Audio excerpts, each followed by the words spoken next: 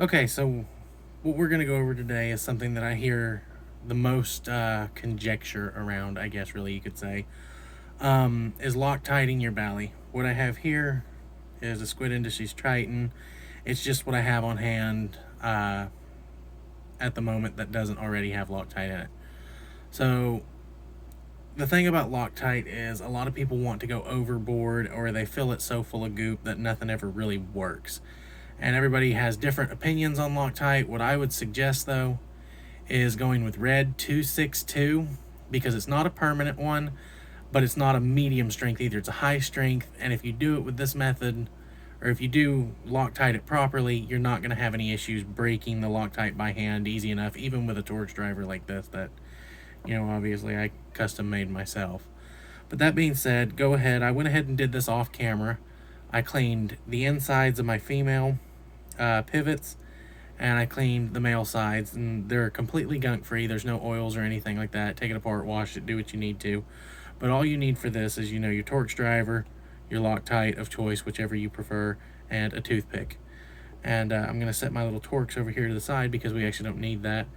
And these guys right here come in later.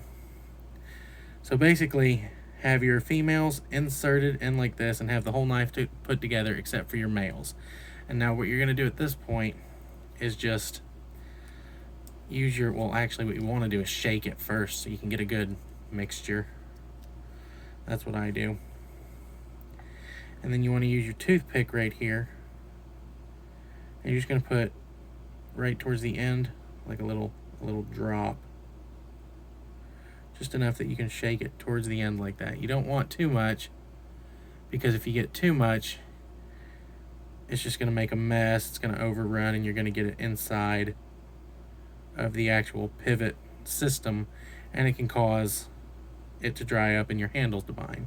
So what you want to do is you want to get just a little bit on there, maybe a little bit more than what I've got, but we're going to use this for the first swab. Then you're going to go inside your female, and you're just going to kind of drag it up inside your female and take it off the toothpick like that, and kind of just stir it around on the inside of the female. And like I said, you want a little bit more than I got that first time. There you go, just like a little drop on it.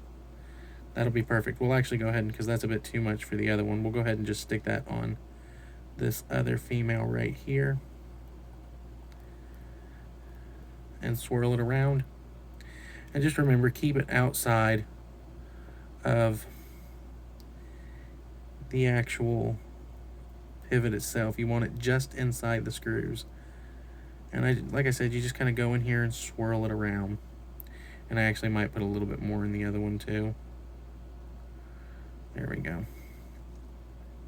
Just enough to coat the threads on the inside of the female thing right there. And now what I do at this point, now that I've got the female screws or the female threads coated in Loctite, I'll just take the male screws, and if you have bushings, you can just go ahead and tighten these up to your desired tightness, because it's really not a big deal. I do not have bushings in this, so what I'm going to do is I'm going to tighten them down until the handles bind, and then I'm going to back off just a hair. So there we go. That one's actually not binding, but the bite handle feels like it is. Alright, so I've got a little bit of a bind, and all I want to do is just back off a hair at this point. Just come on, click. Still got a little bit of a bind there.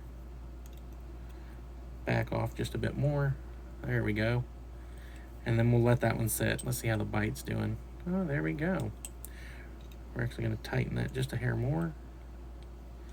Slowing, and then back off just a hair. Perfect. Then you just let it cure. It's that simple.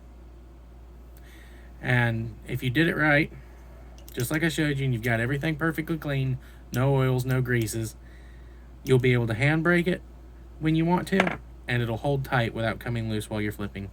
Enjoy.